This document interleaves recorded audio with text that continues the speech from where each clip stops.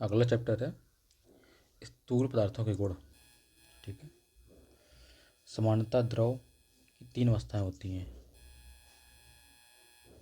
ठोस, द्रव और गैस। द्रव्यों के तीन रूपों में कुछ विशेष गुण पाए जाते हैं जो इस प्रकार हैं। ठोस में क्या होती है? प्रत्यास्थता होती है। द्रव में दाब, पृष्ठ तनाव, श्यानता, केशिकात्व एवं पिलवण होता है। गैसों में क्या होता है? वायुमंडलीय दाब होता है। प्रत्यास्थता, इसको बोलते हैं इंग्लिश में इलास्टिसिटी। साधारणतः दृढ़ पिंड का आशय यह है कि ऐसे कठोर पदार्थों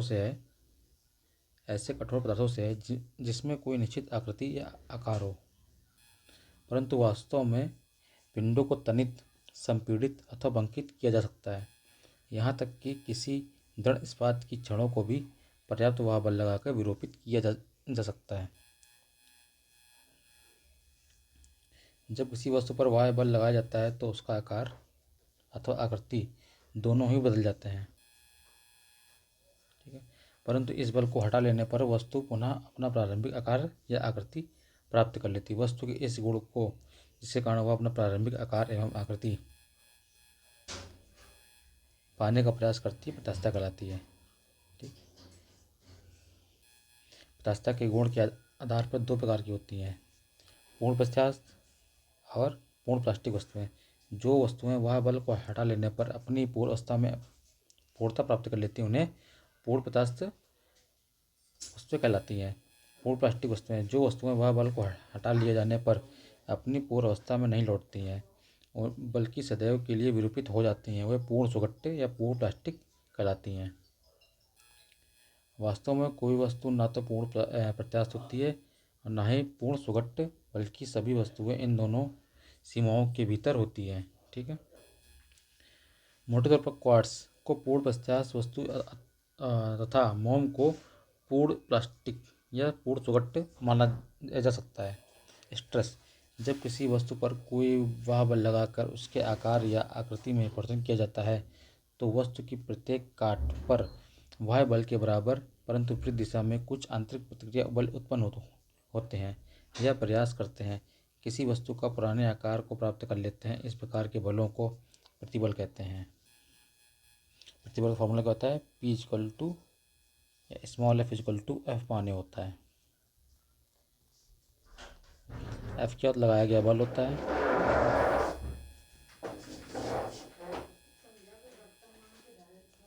ए होता है क्षेत्रफल होता है, अनुप्रस्थ काट का क्षेत्रफल होता है।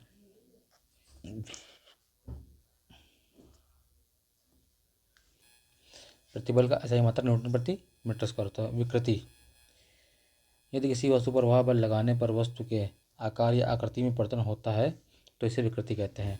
ठीक। विकृति एक अनुपात है, इसका कोई मात्रक नहीं होता है। हुक का नियम, रॉबर्ट हुक के अनुसार यदि कोई वस्तु की विकृति अधिक नहीं है तो पदार्थ पर कार्यरत प्रतिबल उसमें उत्पन्न विकृति के अनुपाती होती है। तो प्रतिबल डायरेक्टली प्रोपोर्शनल टू विकृति। और जब कांस्टेंट का साइन हटता है तो एक कांस्टेंट आता है, प्रोपोर्शनल टू का साइन हटता तो एक कांस्टेंट आता है ई। तो ई इक्वल टू क्या होता है? प्रतिबल एफ अपॉन प्रतिबल उल्टे विकृति एफ अपॉन ई। इसका मात्रक क्या हो जाएगा? न्यूटन मीटर प्रति मीटर स्क्वायर। सरफेस टेंशन, किसी द्रव की वह प्रकृति जिसके कारण इसका स्वतंत्र पृष्ठ न्यूनतम क्षेत्रफल घेरने की प्रवृत्ति रखता है तथा एक तनी हुई प्रत्यास्थ झिल्ली की भांति व्यवहार करता है, पृष्ठ तनाव कहलाता है। इसे टी से दिखाते हैं। इसका मात्रक क्या होता है? इसका मात्रक होता है न्यूटन प्रति मीटर। टी इक्वल टू क्या होता है? F one L. किसी द्रव के लिए पृष्ठ तनाव का मान द्रव की प्रकृति, द्रव के ताप अथवा माध्यम पर निर्भर करता है। जो द्रव के पृष्ठ की दूसरी ओर होता है, ताप बढ़ाने पर पृष्ठ तनाव घटता है। ये इंपॉर्टेंट है। ताप बढ़ाने पर क्या होता है? ताप बढ़ाने पर पृष्ठ तनाव क्या होता है? घटता है। और क्रांतिक ताप पर पृष्ठ तनाव शून्य होता है। किसी द्रव का भार नगण्य हो तो उसकी आकृति पूर्ण गोलाकार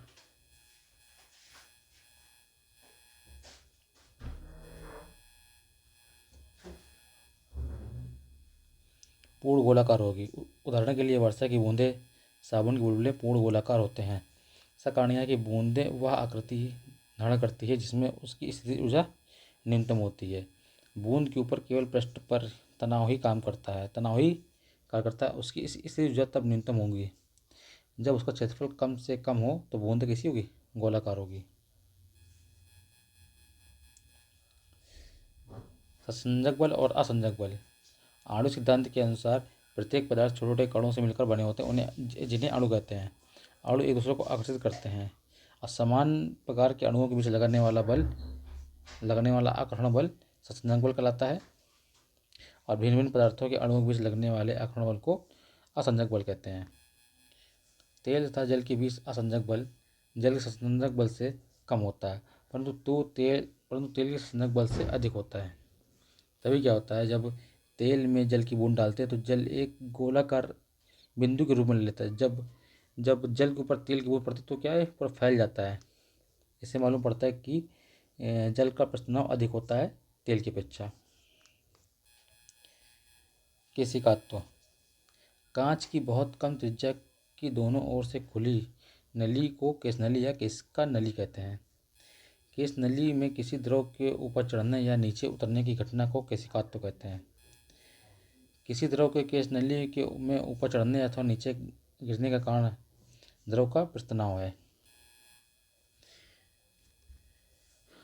ऐसे द्रव जो कांच को भिगोते हैं वे कांच नली के में ऊपर चढ़ते हैं, और जो द्रव कांच को नहीं भिगोते हैं वे केश नली में नीचे उतर जाते हैं। केशिकात्व के उदाहरण। जल का पौधों के तनों में बनी असंख्य केशनलियों में चढ़कर टहनियों तक पहुँचता है। लालटेन में मिट्टी के तेल का बत्ती में ऊपर चढ़ना। मोमबत्ती में धागे से मोम का पिघलकर ऊपर चढ़ना। फाउंटेन पेन की नीब की नोक से बीच से चिरी होती है, जिससे इसमें छोटी सी बारीक केशनली बन जाती है। जैसे स्याही में डुबोते हैं तो कुछ स्याही केशनली में चढ़ जाती है। हालांकि रिफिल वाले पेन में गुरुत्व के कारण संभव होती है या प्रस्तुनाव पर आधारित नहीं है। स्याही सोखते का कार्य केशिकात्व क्रिया पर निर्भर करती है। श्यानता।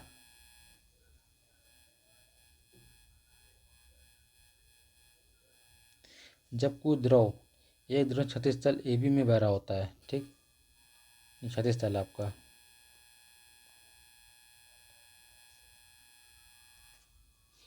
तो द्रव की वह परत जो तल के संपर्क में है स्थिर रहती है, लगभग स्थिर रहती है। पूरी स्थिर नहीं रहती, लगभग स्थिर रहती है। परंतु इस तल के ऊपर की ओर परतों का वेग धीरे धीरे, देखिए परतों का वेग धीरे धीरे क्या होता है, बढ़ता जा रहा है। ठीक है, सबसे ऊपर परत का वेग सर्वाधिक होता है। ठीक है, सबसे नीचे का वेग सबसे कम होता है, और ऊपर धीरे धीरे क्या, ऊपर की ओर परतों का वेग बढ़ता जाता है।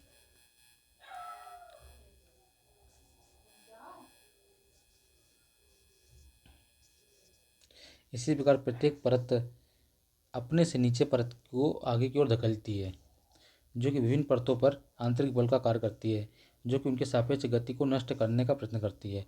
इन बलों को श्यान बल कहते हैं। द्रव के बहाव को बनाए रखने के लिए श्यान बलों के विरुद्ध जो वह बल लगाना पड़ता है। स्पष्ट है कि द्रव का वह गुण जिसके कारण वह अपनी विभिन्न परतों के मध्य सापेक्ष गति का विरोध करता है, श्यानता कहलाता है। द्रव का वह गुण जिसके कारण वह अपनी विभिन्न परतों के मध्य सापेक्ष गति का विरोध करता है, श्यानता कहलाता है। और श्यानता मतलब क्या होता है, गाढ़ापन। ठीक है, गाढ़े द्रव जैसे ग्लिसरीन, शहद इत्यादि की अधिक श्यानता होती है। अतः गाढ़े द्रव पतले द्रव की अपेक्षा शीघ्र ठहर जाते हैं। द्रव की श्यानता ताप बढ़ाने पर क्या होती है, घट जाती है। इंपॉर्टेंट है भाई। द्रव की श्यानता क्या होती है, ताप बढ़ाने पर घटती है। इसके विपरीत गैसों की श्यानता ताप बढ़ाने पर बढ़ जाती है।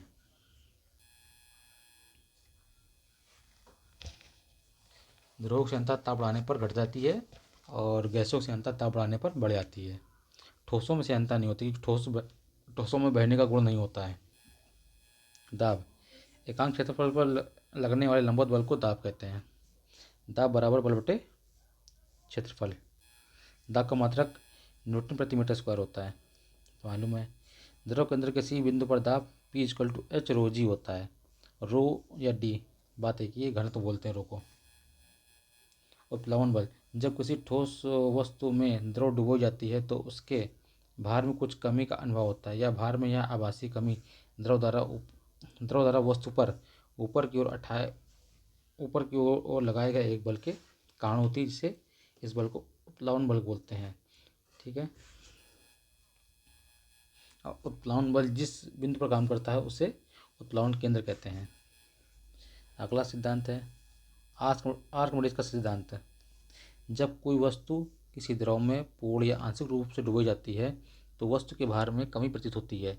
भार में यह आभासी कमी वस्तु द्वारा हटाए गए द्रव के भार के बराबर होती है। यही है आर्किमिडीज का सिद्धांत। पहलवान का सिद्धांत। जब किसी द्रव में स्थित ठोस वस्तु निम्न पर दो बल कार्य करते हैं।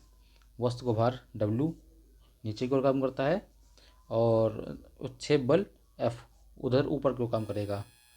मान लो कोई वस्तु है,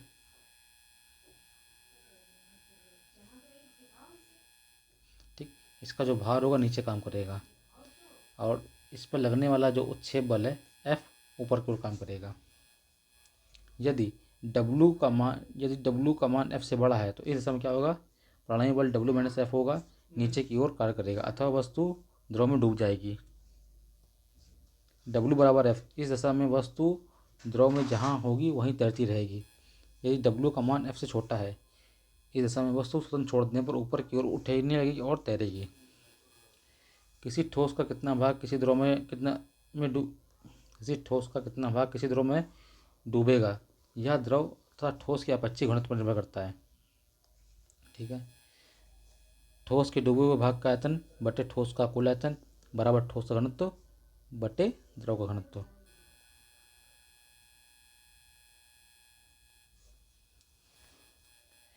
अधिक घनत्व वाले द्रव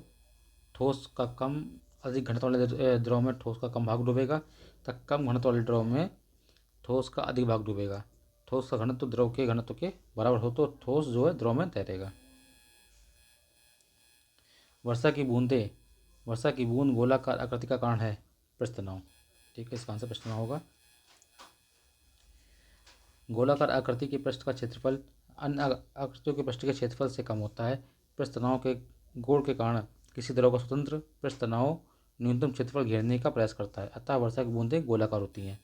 पानी की बूंद, अगला क्वेश्चन है, पानी की बूंद गोलाकार होती है, इसका कारण है पृष्ठ तनाव है, वायु प्रतिरोध है, कम तापमान है, जल की श्यानता है। श्यानता तो बहने का गुण होता है भाई, तो इसका आंसर क्या हो जाएगा, पृष्ठ तनाव। ठीक है। फिर अगला क्वेश्चन, वर्षा की बूंद गोलाकार होती है, अभी हम लोग सेम देखा है, जल में पृष्ठ तनाव का कारण होता है। द्रव की बूंद संकुचित होकर न्यूनतम क्षेत्र घेरने की प्रवृत्ति का कारण है पृष्ठ तनाव। नैनो द्रव्यों में सर्वाधिक महत्वपूर्ण गुण होता है। नैनो द्रव्य में सर्वाधिक महत्वपूर्ण गुण कौन सा होता है, घर्षण का। ठीक है। नैनो द्रव्यों में सर्वाधिक महत्वपूर्ण गुण घर्षण का होता है।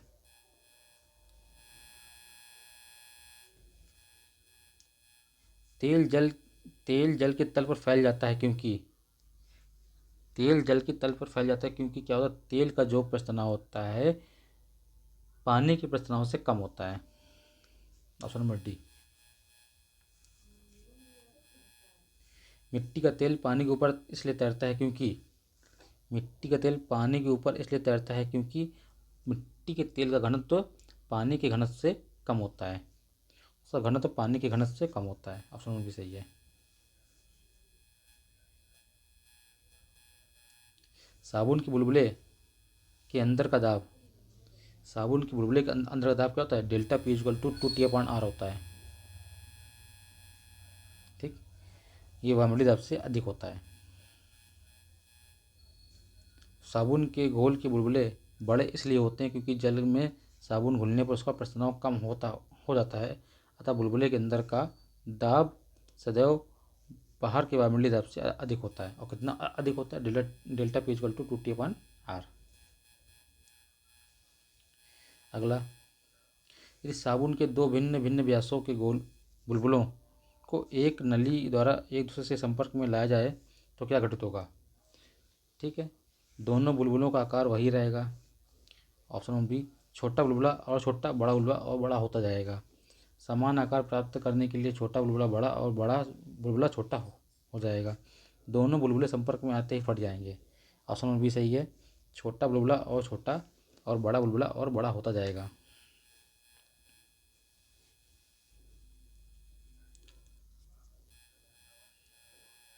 जब किसी साबुन के बुलबुले को आवेशित किया जाता है तो निम्न में से क्या घटित होगा? तो उसकी क्या होगी? त्रिज्या बढ़ जाएगी।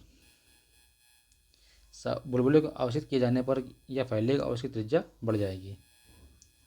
एक ही पदार्थ से बने, अगला क्वेश्चन है, एक ही पदार्थ से बने तार जिनकी विमाएँ नीचे दी गई हैं अलग अलग बार एक ही भार से खींचे जाते हैं, उनमें से किस एक में अधिकतम दर्द वृद्धि होगी? 1 मीटर लंबाई और 2 mm व्यास वाला तार, 2 मीटर लंबाई 2 mm व्यास वाला तार, 3 मीटर लंबाई और 1.5 mm वाला व्यास का तार। बताइए किसका ज़्यादा होगा?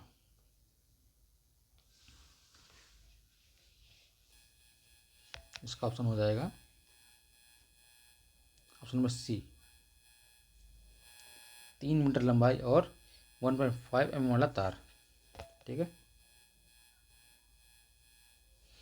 कि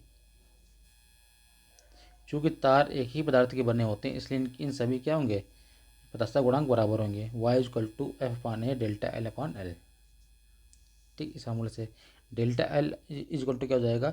डायरेक्टली l/r²। जिसकी लंबाई ज़्यादा होगी, ठीक है, वो ज़्यादा बढ़ेगा। ठीक है, इन तारों की दर्द वृद्धि की इनकी लंबाई के समानुपाती और व्यास के वर्ग के व्युत्क्रमानुपाती होती है। चारों तारों की लंबाई और व्यास का मान रखने पर ऑप्शन सी, ठीक, दर्द वृद्धि अधिक होगी। क्वेश्चन नंबर 12, यदि केशकात्र की दुर्घटना नहीं होती तो क्या होता है? केरोसिन दीप का उपयोग मुश्किल हो जाता है। सही है। कोई मृदु पेय का उपयोग करने के लिए एक्स्ट्रा का प्रयोग नहीं कर पाता है। ये चीज़ गलत है, उसके लिए तो सख्त करना पड़ता है। स्याही शोक पत्र काम करने में विफल हो जाता है। ये सही है। बड़े पेड़ जिन्हें हम अपने चारों ओर देखते हैं ये पृथ्वी पर नहीं उगते। ये भी सही है। 1 2 3 सही है। 1 3 4 सॉरी, 2 तो गलत है। 1 3 4।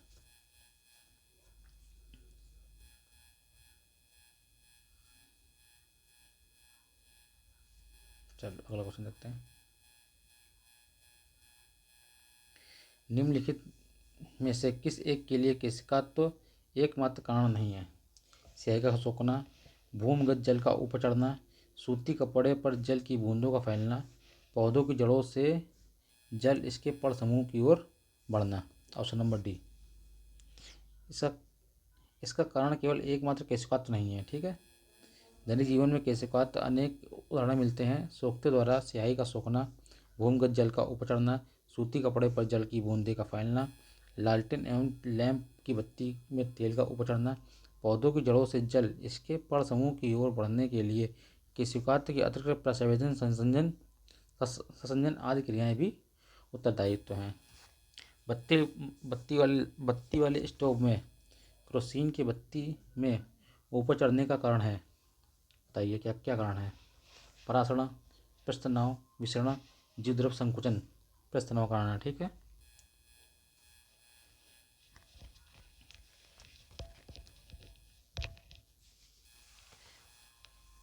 अगला क्वेश्चन, केश नली में जल की अपेक्षा एक तरल अधिक ऊंचाई तक चढ़ता है, इसका कारण क्या है?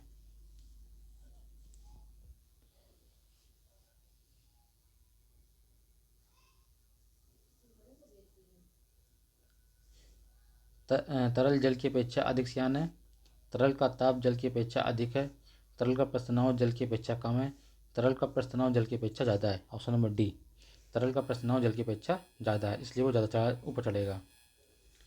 केश नली में तरल अपने प्रस्तनाव के अनुपात में चढ़ता है। जिस तरल का प्रस्तनाव जितना ज़्यादा होगा वह उतनी ज़्यादा ऊंचाई तक चढ़ेगा।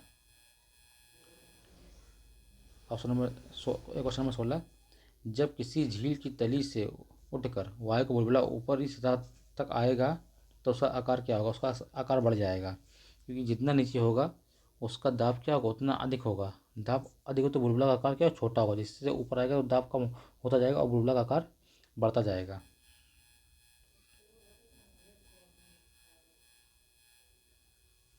ताप बढ़ने पर द्रव की सांद्रता क्या होती है? ताप बढ़ने पर द्रव की सांद्रता घटती है, जबकि गैसों की सांद्रता क्या होती है? बढ़ती है।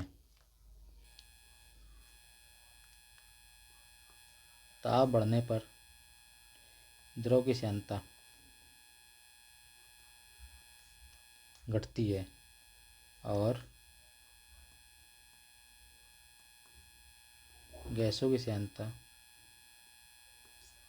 बढ़ती है। द्रव का वहाँ गुण के कारण द्रव अपनी भिन्न भिन्न परतों में होने वाली सापेक्ष गति का विरोध करता है, सांद्रता कहलाता है। ठीक, द्रव की सांद्रता ताप बढ़ने पर घट जाती है। यही कारण है कि जून के माह में हीरा जनवरी माह की तुलना में कम श्यान होता है।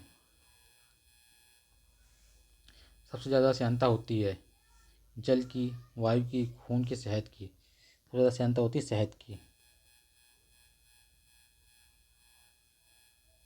ठीक है, और उससे ज़्यादा श्यानता होती है ग्लिसरीन की। ग्लिसरीन की श्यानता मतलब कितनी होती है? 830। ठीक है, जबकि शहद की श्यानता कितनी होती है? 200। अगर ऑप्शन में ग्लिसरीन होता तो इसका आंसर क्या होता? ग्लिसरीन होता।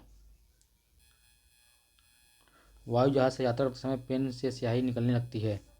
वायुदाब में कमी के कारण, वायुदाब में वृद्धि के कारण, स्याही के आयतन में वृद्धि के कारण, अत्यधिक भार के कारण। वायुदाब में कमी के कारण। अधिक ऊंचाई पर जाने पर दाब क्रमशः कम होता जाता है। इसी कारण से ऊंचाई पर जाने पर वायुमंडलीय दाब दबाव एवं पेन के अंदर की स्याही के दबाव का समय में भंग हो जाता है और पेन के अंदर स्याही का दाब अधिक होने के कारण यह बाहर की ओर निकल पड़ती है।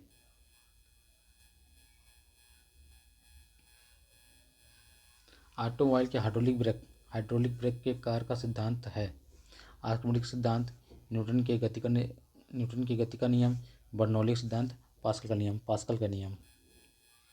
हाइड्रोलिक ब्रेक जो है, हाइड्रोलिक ब्रेक और hydraulic press, hydraulic lift pascal के नियम पर आधारित हैं। पास्कल के नियम के अनुसार यदि गुरुत्वीय प्रभाव को नगण्य माना जाए तो संतुलन की अवस्था में किसी द्रव के भीतर प्रत्येक स्थान पर समान दाब रहता है। मोबाइल तथा ऑटोमोबाइल ने भारतीय, विशेष रूप से ग्रामीण क्षेत्रों के लोगों के सामाजिक जीवन में निम्नलिखित में से किसका संबंध में एक क्रांति ला दी है? लोगों के आवागमन के संबंध में, लोगों के जुड़ाव के संबंध में, लोगों की संवेदनशीलता के संबंध में। ऑप्शन नंबर ए, लोगों के आवागमन के संबंध में और लोगों के जुड़ाव के संबंध में। बैरोमीटर पठन में अचानक गिरावट हो जाने से निम्नलिखित में से कौन सा एक मौसम की दशा को इंगित करता है? अगर अचानक गिरावट हो रही तो ये तूफानी मौसम को इंगित करता है। नीचे दिए हुए 4 छिद्रों में एक फव्वारे के चित्र पर ध्यान दीजिए। ठीक है, 4 छिद्र के पोजीशन दे रखे हैं, 1 2 3 4। फव्वारे के छिद्र से पानी की अधिकतम दूरी तक फेंका जाएगा ये छिद्र से, क्योंकि यहाँ पर जो होगा दाब होगा ना ज़्यादा होगा एच रोजी के हिसाब से। एच ऊंचाई जो है बढ़ा रही है तो दाब ज़्यादा, इसलिए ज़्यादा दूर फव्वारे के कौन से छिद्र से पानी की अधिकतम दूरी तक जगह मतलब फेंका जाएगा, तो मतलब ए नंबर से पानी क्या होगा? अधिक दूर तक जाएगा। तो इसका ऑप्शन नंबर डी सही है। V इक्वल टू √2GH से, टॉसली के नियम से। एक तरल किसी सिलेंडराकार पाइप में धारा रेखीय रीति से बह रहा है तो पाइप के अक्ष वाले खंड में प्रवाह की परिच्छेदिका का प्रोफाइल कैसा होगा? बताइए। ऐसा होगा कि ऐसा होगा? ठीक है, डी नंबर होगा, क्योंकि जहाँ जहाँ सतह है ना वहाँ वहाँ पर पानी का बहाव थोड़ा कम होगा। ठीक, और धीरे केंद्र क्योंकि बढ़ता जाएगा, तो ऑप्शन नंबर डी सही है। निम्नलिखित में से कौन सा पेट्रोलियम परिष्करण का उत्पाद है? तो एस्फॉल्ट। एस्फॉल्ट क्या है? पेट्रोलियम परिष्करण का उत्पाद है। ठीक है, अपरिष्कृत पेट्रोलियम के निरंतर प्रवाही आसवन द्वारा औद्योगिक उपयोग के विभिन्न उत्पाद प्राप्त किए जाते हैं। यह प्रक्रिया परिष्करण कहलाती है। एस्फॉल्ट पेट्रोलियम का परिशोधन करने के दौरान उत्पन्न होता है। कड़े जाड़े में झील की सतह पर हिमस्खलित हो जाती है किंतु उसके तल पर जल द्रव अवस्था में बना रहता है। यह किस कारण से होता है? बताइए। क्या ठंड में जहाँ जहाँ बहुत अधिक ठंड पड़ती है तो क्या होता है, झील की ऊपरी सतह जो होती है जम जाती है, जबकि उसके नीचे जो होता है पानी होता है। ठीक है, तो बर्फ़ उसमें की कुछ अलग होती है। झील की सतह और वायु का तापमान एक सा होने के कारण उष्मा की कोई हानि नहीं होती। जल की संरचना 4 डिग्री सेल्सियस पर अधिक होती है संगतः। ठीक है, इस संदर्भ में ए बी सी उपयोग से कोई सही नहीं है, तो ऑप्शन नंबर सी सही है। 4 डिग्री सेल्सियस पर क्या होता है, 4 डिग्री सेल्सियस पर पानी की डेंसिटी मैक्सिमम होती है और आयतन न्यूनतम होता है। 4 डिग्री सेल्सियस पर जल का आयतन न्यूनतम तथा घनत्व तो अधिकतम होता है। झीलों एवं नदियों के केवल ऊपरी सतह के जमने पर पानी की अनियमित प्रसार की महत्वपूर्ण भूमिका होती है। ठीक है, जाड़े के दिनों में वायुमंडलीय तापमान 0 डिग्री सेल्सियस से कम हो जाने पर झीलों और नदियों की ऊपरी सतह ठंडी होने लगती है, जबकि सतह का जल का तापमान 4 डिग्री सेल्सियस तक पहुँच जाता है। वह तब वह अधिकतम घनत्व के कारण नीचे बैठ जाता है और नीचे की परत विद्यमान जल को ऊपर की ओर विस्थापित कर देती है। ठीक है, सीधा याद है कि 4 डिग्री सेल्सियस पर पानी का घनत्व जो होता है मैक्सिमम होता है और आयतन जो होता है न्यूनतम होता है। बस।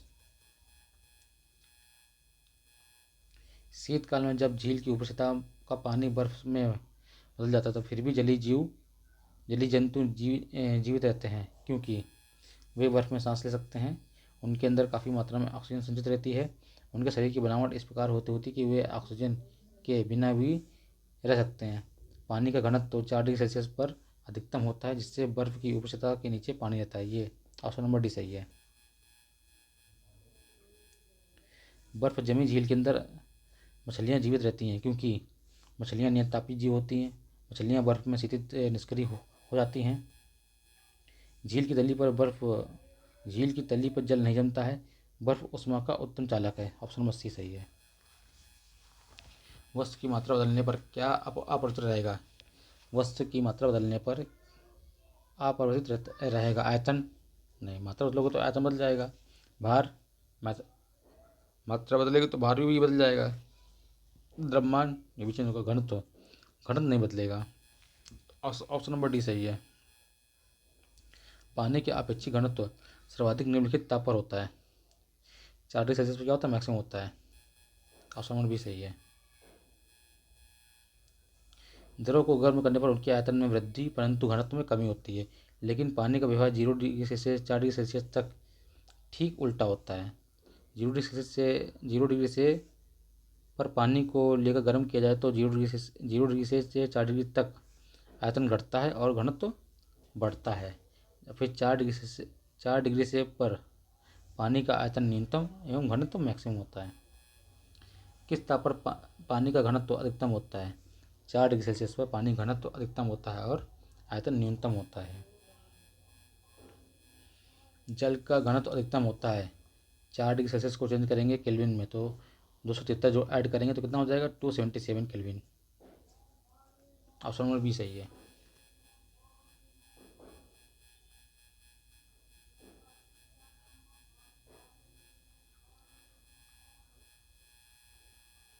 लोहे का एक गोला पारद पर तैरता है किंतु पानी में डूब जाता है। लोहे का अपेक्षित घनत्व पारे के अपेक्षित घनत्व से अधिक होता है। कथन सही है। लोहे का एक गोला जो पारे पर तैरता है किंतु पानी में डूब जाता है। निष्कर्ष गलत है। कारण जो है गलत है। लोहे का अपेक्षित घनत्व पारे के अपेक्षित घनत्व से अधिक होता है। नहीं, लोहे का अपेक्षित घनत्व पारे के अपेक्षित घनत्व से कम होता है, इसलिए लोहे का गोला पारे पर तैरता है। ये सही है, आर गलत है। लोहे की कील पारे पे क्यों तैरती है जबकि वह पानी में डूब जाती है?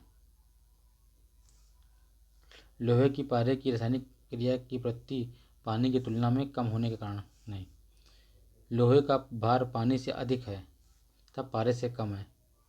लोहे का घनत्व पानी से अधिक है और पारे से कम है। ऑप्शन नंबर सी सही है। एक सुई पानी में डूब जाती है जबकि लोहे से बना जहाज पानी पर तैरता है। सुई की नोक नुकीली होती है, जहाज सपाट होता है। जहाज एक शक्तिशाली इंजन द्वारा चलाया जाता है। सुई का अपेक्षित घनत्व इसके द्वारा हटाए हुए पानी के अपेक्षित घनत्व से अधिक होता है। ऑप्शन नंबर डी सही है।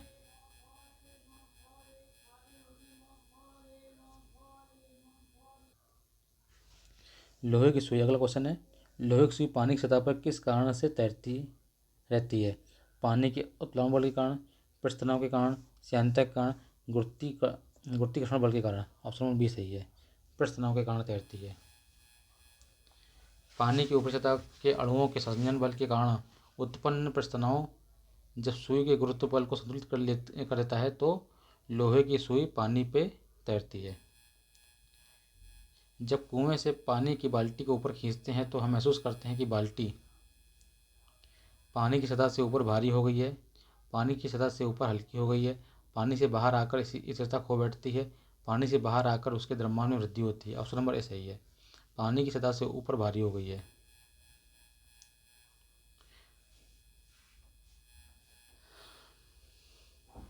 अगला क्वेश्चन, एक भारी गुब्बारे में 200 ग्राम जल भरा है, इसका जल में भार क्या होगा? एक भारी गुब्बारे में 200 ग्राम जल भरा हुआ है और इसके जल में इसका भार क्या होगा? 0 होगा। ठीक है।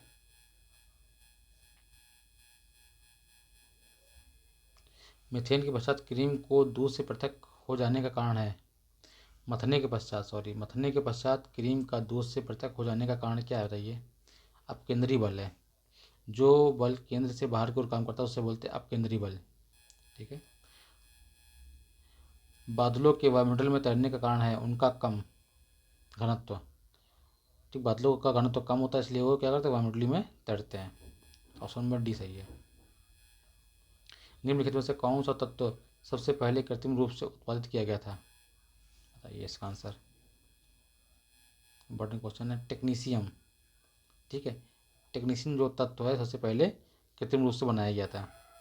टेक्नीशियम एक रासायनिक तत्व है जिसका परमाणु क्रमांक 43 होता है, 43। टेक्नीशियम कृत्रिम रूप से उत्पादित प्रथम तत्व है जिसको 1937 में तत्व को सर्वप्रथम निर्माण किया गया। समुद्र में प्लवन करते हुए आइसबर्ग का कितना भाग समुद्र के सतह से ऊपर रहता है? 1/9। ठीक है, और 1/9 भाग ऊपर रहता है क्योंकि 8/9 भाग नीचे डूबा होता है।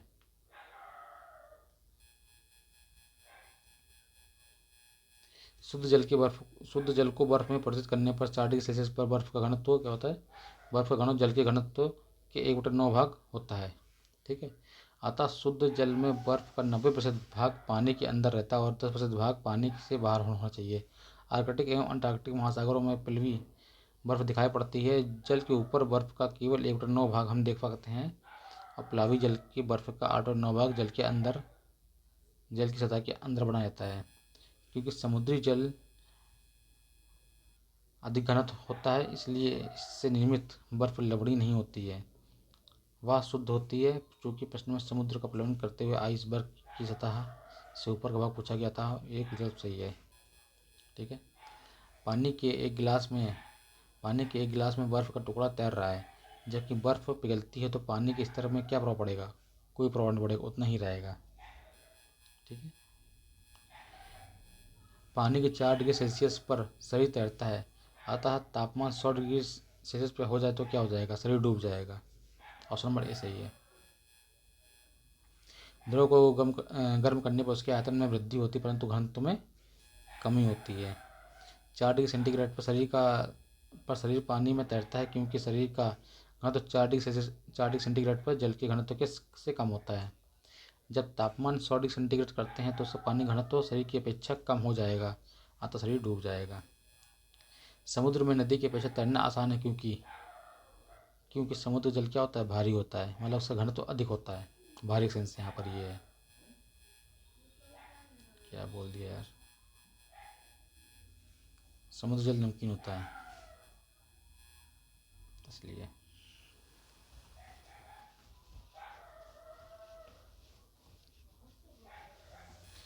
जब कोई जहाज नदी से सागर में घुसता है तो क्या होता है? वह कुछ ऊपर उठता है। ठीक है, ऑप्शन नंबर ए सही है। नदी के जल के घनत्व अपेक्षा समुद्र के खारे पानी का घनत्व अधिक होता है, इसलिए समुद्र के जल में जहाज के प्रवेश करने पर अधिक प्लवन बल लगता है जिससे जहाज कुछ ऊपर उड़ जाता है। अगला क्वेश्चन, जब कोई जहाज नदी से निकलकर सागर में प्रवेश करता है तो वह कुछ ऊपर उड़ जाता है। ऑप्शन नंबर पतन सही है। सागर के जल का घनत्व नदी के जल के घनत्व से अधिक होता है। कारण भी सही है, और कारण जो है कथन का सही व्याख्या कर रहा है, तो ये ऑप्शन नंबर ए सही है। स्थिति विज्ञान में से किससे संबंधित है? ठीक है, विश्राम की स्थिति से। ऑप्शन नंबर बी सही है इसका। अगला क्वेश्चन लाइट। ठीक, अगले हम लोग चैप्टर पे आ गए लाइट, प्रकाश। प्रकाश विद्युत या ऊष्मा की तरह ऊर्जा का एक रूप है। यह वह ऊर्जा है जो विकिरण ऊर्जा के रूप में गतिमान होती है। प्रकाश अपने आप में अदृश्य होता है, ठीक है, किंतु अन्य वस्तुओं को दृश्यमान बनाता है। प्रकाश एक सीधी रेखा में स्थित होता है। प्रकाश की तरंगें निर्वात से होकर गुजर सकती हैं, किंतु ध्वनि तरंगें ऐसा नहीं कर पाती हैं। ठीक है, प्रकाश कैसी तरंग है? प्रकाश जो है अनुप्रस्थ तरंग है। ठीक है,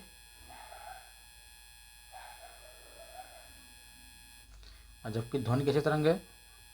ध्वनि अनुदैर्ध्य तरंग है। प्रकाश की द्वैत प्रकृति। प्रकाश में तरंग और कण दोनों की प्रकृति होती है।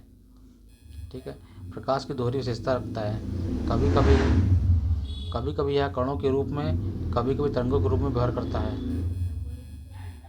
प्रकाश तरंग अनुप्रस्थ तरंग होती है, जबकि ध्वनि तरंग अनुदैर्ध्य तरंग होती है। ठीक है, यहाँ प्रकाश की चाल दे रखी है अलग अलग माध्यमों में। निर्वात में प्रकाश की चाल 3 × 10⁸ होती है, जबकि जल में 2.25 × 10⁸ होती है। कांच में 2 × 10⁸ होती है। हीरा में 1.24। हीरा में प्रकाश की चाल पूछता है बहुत बार, तो हीरे में प्रकाश चाल क्या होती है? 1.24 × 10⁸।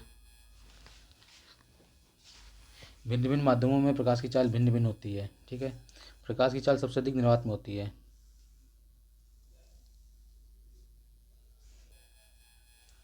जिस माध्यम का अपवर्तनांक जितना अधिक होता है उसमें प्रकाश की चाल उतनी कम होती है। यदि किसी माध्यम में प्रकाश का अपवर्तनांक म्यू है और उस माध्यम में प्रकाश चाल यू है और निर्वात में प्रकाश चाल सी है, तो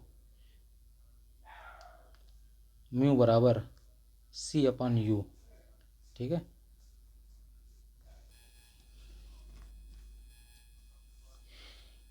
निर्वात में प्रकाश का वेग और माध्यम में प्रकाश के वेग के अनुपात को उस माध्यम का अपवर्तनांक कहते हैं। पानी का अपवर्तनांक 1.33 होता है तथा कांच का अपवर्तनांक 1.50 होता है।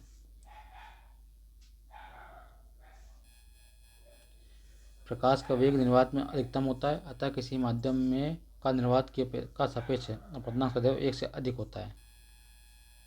ठीक है, किसी माध्यम का अपवर्तनांक निर्वात का सापेक्ष सदैव 1 से अधिक होता है। माध्यम जितना है सघन होगा उसमें प्रकाश का वेग उतना कम होगा। प्रकाश का अपवर्तन। एक समांग माध्यम में प्रकाश की किरण एक सीधी रेखा में चलती है, परंतु जब प्रकाश की किरण एक पारदर्शी माध्यम से दूसरे पारदर्शी माध्यम में प्रवेश करती है तो अपने मूल पथ से विचलित हो जाती है। विचलन की इस घटना को प्रकाश का अपवर्तन कहते हैं। पहले माध्यम में चलने वाली किरण को आपातित किरण कहते हैं तथा दूसरे माध्यम में चली जाने वाली किरण को अपवर्तित किरण कहते हैं।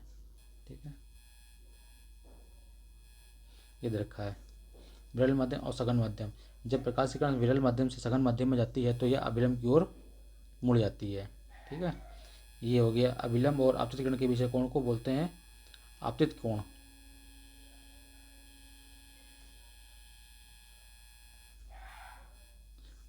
अविलंब और अपवर्तित किरण के बीच के कोण को बोलते हैं अपवर्तित कोण।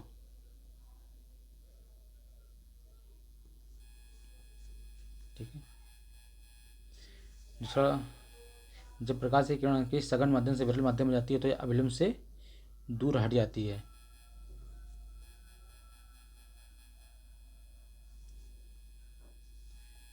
अपवर्तन की क्रिया में प्रकाश की चाल, तरंगदैर्ध्य एवं तीव्रता बदल जाती है, किंतु प्रकाश की आवृत्ति वही रहती है। ठीक है, अपवर्तन की कुछ घटनाएं। यदि जल में डूबी हुई छड़ को बाहर से देखा जाए तो वह छोटी और सतह पर मुड़ी हुई प्रतीत होती है। दूसरा, पानी से भरे बर्तन में पड़ा एक सिक्का अपने यथार्थ स्थान से उठा हुआ प्रतीत होता है। तारों का टिमटिमाना कौन सी घटना है? अपवर्तन की घटना है।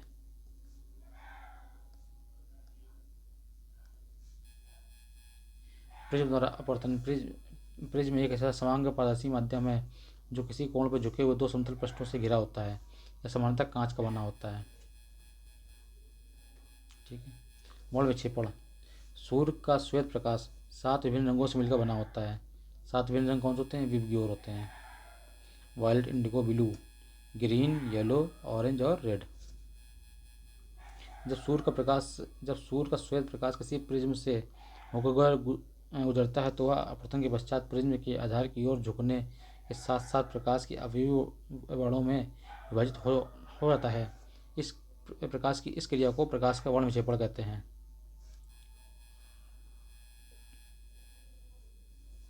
प्रिज्म से निकलते समय हर प्रकाश की किरण का मार्ग अलग अलग होता है। इस प्रकार वे पृथक और स्पष्ट दिखाई देते हैं। सूर्य के प्रकाश से प्राप्त रंगों में बैंगनी रंग का आधार की ओर सबसे नीचे तथा लाल रंग सबसे ऊपर होता है। अतः बैंगनी रंग का विक्षेपण सबसे अधिक होता है, अतः लाल रंग का विक्षेपण सबसे कम होता है। और अगर जिसका विक्षेपण सबसे कम हो रहा होगा उसकी चाल अधिक होगी, उस रंग की चाल अधिक होगी, और जिसका विक्षेपण सबसे अधिक होगा उस रंग की चाल सबसे कम होगी। निर्वात अथवा वायु में विभिन्न रंगों के प्रकाश का वेग एक समान किंतु अन्य पदार्थों में भिन्न भिन्न होता है। किसी पदार्थ का अपवर्तनांक विभिन्न रंगों के प्रकाश के लिए भिन्न भिन्न होता है। कांच में बैंगनी प्रकाश का वेग सबसे कम तथा लाल का प्रकाश का वेग सबसे सर्वाधिक होता है। इस कारण से बैंगनी प्रकाश के लिए कांच का अपवर्तनांक सर्वाधिक तथा लाल प्रकाश के लिए सबसे कम होता है। बैंगनी रंग का तरंगदैर्ध्य सबसे कम, आवृत्ति सबसे अधिक होती है। यहाँ देख लेते हैं। इसकी तरंगदैर्ध्य सबसे कम, लैम्डा सबसे कम तथा आवृत्ति कैसी होती है? अधिक होती है। इसकी तरंगदैर्ध्य अधिक होगा लाल रंग का, और आवृत्ति कैसी होगी? कम होगी। क्रांतिक कोण या पूर्ण आंतरिक परावर्तन। ठीक है। जब कोई प्रकाश की किरण किसी सघन माध्यम से विरल माध्यम में जाती है तो क्या होता है? जब प्रकाश की किरण किसी सघन माध्यम से विरल माध्यम में तो अवलंब से दूर हट जाती है। ठीक है। एक विशेष आपतन कोण के लिए अपवर्तन कोण का मान 90 डिग्री हो। ठीक, इसी आपतन कोण को क्रांतिक कोण कहते हैं। ठीक है। एक विशेष आपतन कोण के लिए अपवर्तन कोण का मान 90 डिग्री हो तो इस आपतन कोण को क्रांतिक कोण कहते हैं तथा इसका मान दोनों माध्यमों की प्रकृति तथा प्रकाश के रंग पर निर्भर करता है।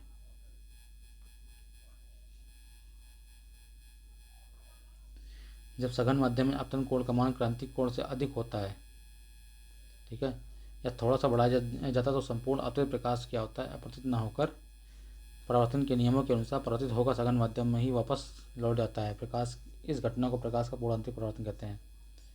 सघन माध्यम में आपतन कोण का मान क्रांतिक कोण से थोड़ा सा से बढ़ाया जाता है तो संपूर्ण आपतित प्रकाश अपवर्तित न होकर उसी माध्यम में वापस लौट जाता है। प्रकाश की इस घटना को पूर्ण आंतरिक परावर्तन कहते हैं।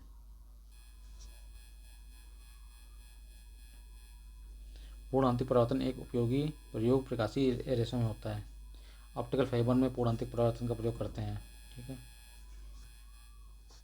परावर्तन प्रकाश जब किसी वस्तु पर पड़ता है तो अवशोषित न होकर अवशोषित, संचारित या परावर्तित हो सकता है। प्रकाश की किरणें जब किसी वस्तु की सतह पर पड़ती है तो उन्हें वापस प्रेषित करने का प्रक्रम प्रकाश का परावर्तन कहते हैं। ठीक है। जब प्रकाश किसी चिकनी या पॉलीदार सतह पर पड़ती है तो प्रकाश क्या तो उसी माध्यम में वापस लौट जाता है। प्रकाश की इस घटना को प्रकाश का परावर्तन कहते हैं। रजत धातु प्रकाश का एक उत्तम परावर्तक है। ठीक है। दर्पण एक चिकनी उच्च पॉलिश युक्त परावर्तक सतह दर्पण कहलाती है। दर्पण मुख्यतः 2 प्रकार का होता है। कौन कौन से?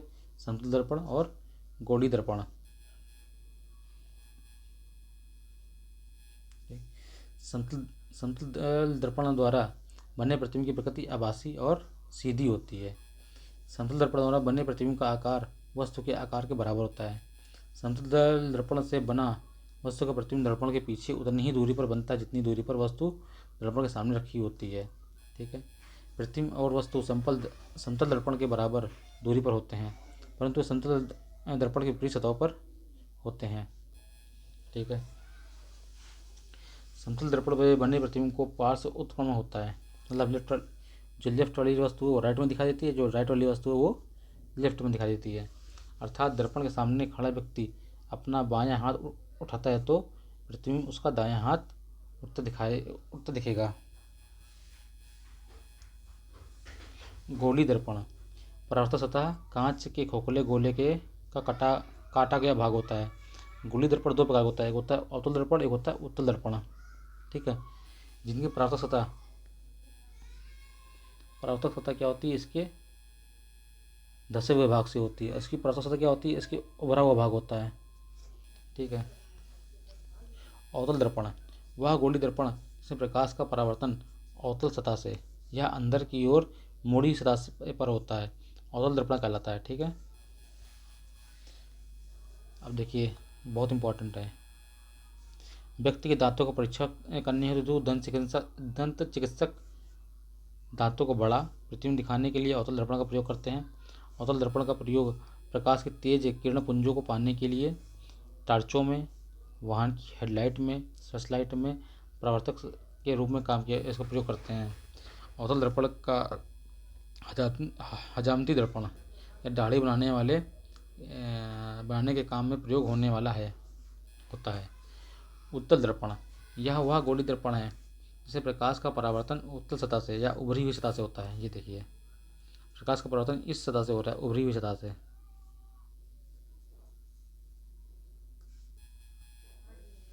उत्तल दर्पण का उपयोग पीछे से आ रहे यातायात को देखने के लिए पश्चदर्शी दर्पण में प्रयोग करते हैं। वाहनों में लगा होता है ये मोस्टली पीछे देखने के लिए। लेंस दो वक्र पृष्ठों अथवा एक वक्र पृष्ठ एक समतल पृष्ठ से घिरा एक समान पारदर्शी माध्यम होता है। वक्र पृष्ठ गोली, बेलनाकार, परवलयाकार हो सकते हैं, परंतु अधिकतर पृष्ठ गोली होते हैं। लेंस मुख्यतः दो प्रकार का होता है, उत्तल लेंस और अवतल लेंस। उत्तल लेंस क्या होता है, किनारों पर पतला, बीच में मोटा होता है। उत्तल लेंस को अपसारी लेंस भी कहते हैं।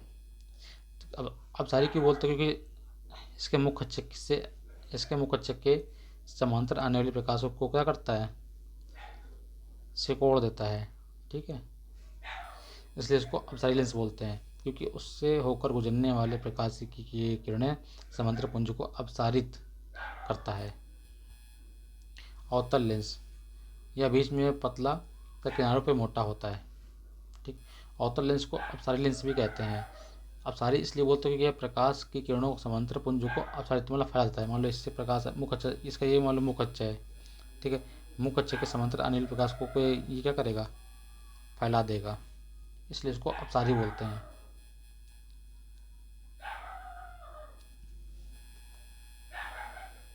आंखों की रोशनी जब दूर की वस्तुएं स्पष्ट रूप से नहीं देती हैं तो उसे निकट दृष्टि दोष बोलते हैं। निकट दृष्टि दोष में पास की वस्तु दिखाई देती है लेकिन दूर की वस्तु स्पष्ट नहीं दिखाई देती है, उसके निवारण के लिए अवतल लेंस का प्रयोग करते हैं। ठीक है, जब दूर की वस्तु स्पष्ट नहीं दिखाई देगी तो उसके निवारण के लिए अवतल लेंस का प्रयोग करते हैं। दूर दृष्टि दोष में दूर की वस्तु स्पष्ट दिखाई देती है लेकिन पास की वस्तु स्पष्ट नहीं दिखाई देती है। ठीक है, पास की वस्तु जब स्पष्ट नहीं दिखाई देती तो इसके निवारण के लिए उत्तल लेंस का प्रयोग करते हैं। चलिए अगला क्वेश्चन, अब प्रश्न कोश पे आते हैं। निम्न में से किस विकिरण की ऊर्जा प्रति क्वांटम सर्वाधिक होती है? तो ये फार्मूला तो E=hc/λ। लेमडा क्या, तरंगदैर्ध्य है। ठीक है, जिसकी तरंगदैर्ध्य सबसे ज़्यादा होगी उसकी क्वांटम ऊर्जा सबसे कम होगी, उसकी तरंगदैर्ध्य सबसे कम होगी उससे क्वांटम ऊर्जा सबसे ज़्यादा होगी। तो सबसे कम वाला तरंगदैर्ध्य कौन सा है, रेंज है बी नंबर सही है। सौर विकिरण निम्न में से किस परास में दिखता है? सौर विकिरण जो है 390 नैनोमीटर से 780 नैनोमीटर तक दिखता है। तो ऑप्शन नंबर बी सही है इसका।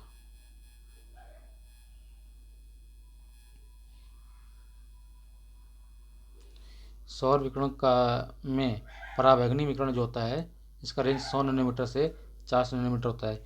दृश्य प्रकाश का जो रेंज होता है 400 नैनोमीटर से 700 नैनोमीटर होता है। अवरक्त का 700 नैनोमीटर से 10⁻⁶ नैनोमीटर तक होता है। अगला क्वेश्चन, दृश्य प्रकाश का दैर्ध्यमान प्रसार होता है 390 से 780 नैनोमीटर। ठीक है, और यूवी का कितना होता है? यूवी का होता है 100 से 400 नैनोमीटर। और इंफ्रारेड का कितना होता है? 400 से 700 से 10⁻³ नैनोमीटर तक।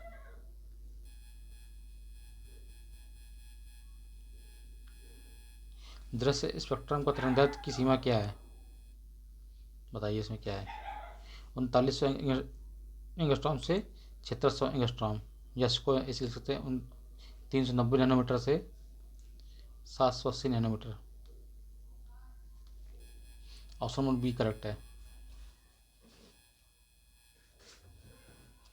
मानव आँख जो है दृश्य के जिस तरंगदैर्घ्य को सर्वाधिक सुग्राही होती है वो कौन सी, बताइए?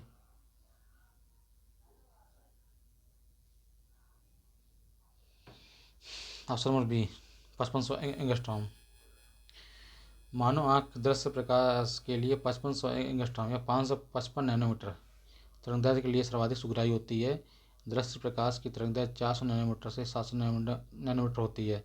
और मानव नेत्र दृश्य प्रकाश की मध्यम तरंगदैर्घ्य वाली किरणों को विशेषकर पीले हरे रंग के किरणों की तरंगदैर्घ्य 555 नैनोमीटर की प्रति सर्वाधिक सुग्राही होती है। प्रकाश किरणों की प्रकृति कैसी होती है? तो प्रकाश के विकिरण होते हैं, इनकी प्रकृति कैसी होती है? प्रकाश के जो विकिरण होते हैं, तरंग और कण दोनों के गुण होते हैं।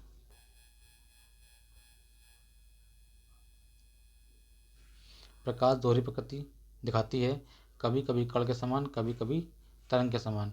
प्रकाश के कुछ कण जैसे व्यतिकरण, विवर्तन, ध्रुवण आदि व्याख्या करती है। तो प्रकाश की प्रकृति तरंग मान करके की जाती है।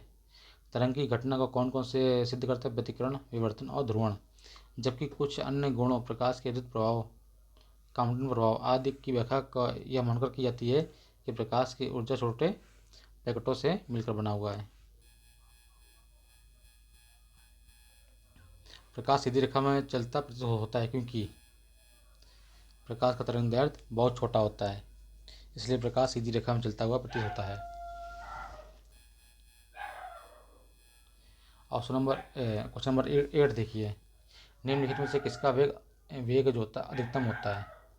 कॉस्मिक किरण का, प्रकाश का, प्राध्वनिक का? किसका वेग अधिकतम होता है? प्रकाश का वेग अधिकतम होता है। कितना होता है? 3 × 10⁸ मीटर पर सेकेंड।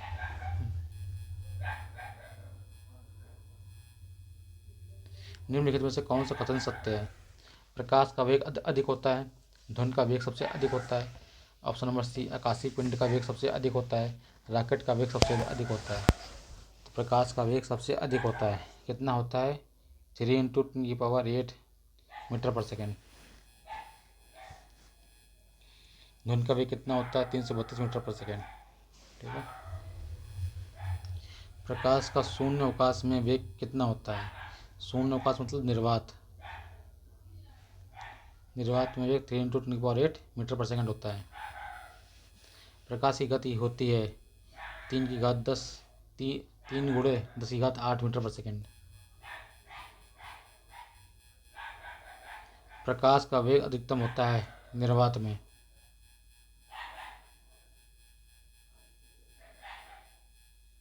प्रकाश की गति किसके बीच जाते हुए न्यूनतम होगी? निर्वात में, वायु में, कांच में, जल में। जिसका अपवर्तनांक ज़्यादा होगा वहाँ पर प्रकाश की चाल न्यूनतम होगी। तो कांच का अपवर्तनांक ज़्यादा होता है, इसलिए इसमें चाल जो है प्रकाश की चाल न्यूनतम होगी।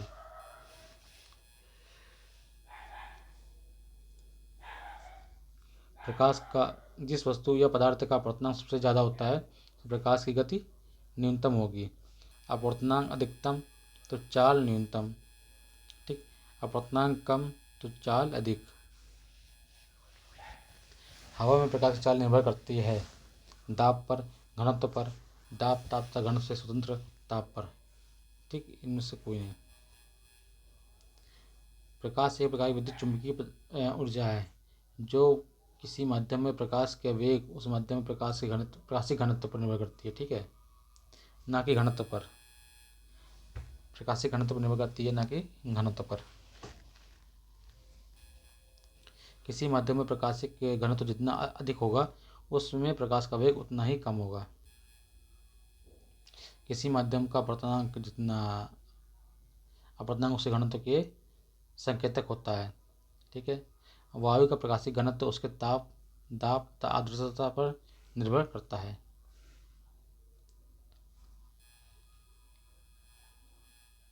सूर्य के प्रकाश को धरती की सतह पर पहुंचने में लगने वाला समय है लगभग जो है सूर्य का प्रकाश पृथ्वी पर लगभग 500 सेकंड में पहुंचता है, लगभग 8 मिनट के आसपास।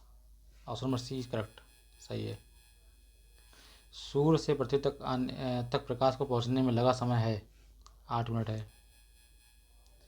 सूर्य का प्रकाश पृथ्वी पर पहुंचता है 8 मिनट में। प्रकाश तरंगों के वायु से कांच में जाने पर जो चर प्रभावित होते हैं वह हैं आवृत्ति के छोड़कर सब प्रभावित होते हैं। जिस पे आवृत्ति है वो ऑप्शन में नहीं है, तरंगदैर्घ्य और वेग। ठीक है। प्रकाश की आवृत्ति वही रहती है।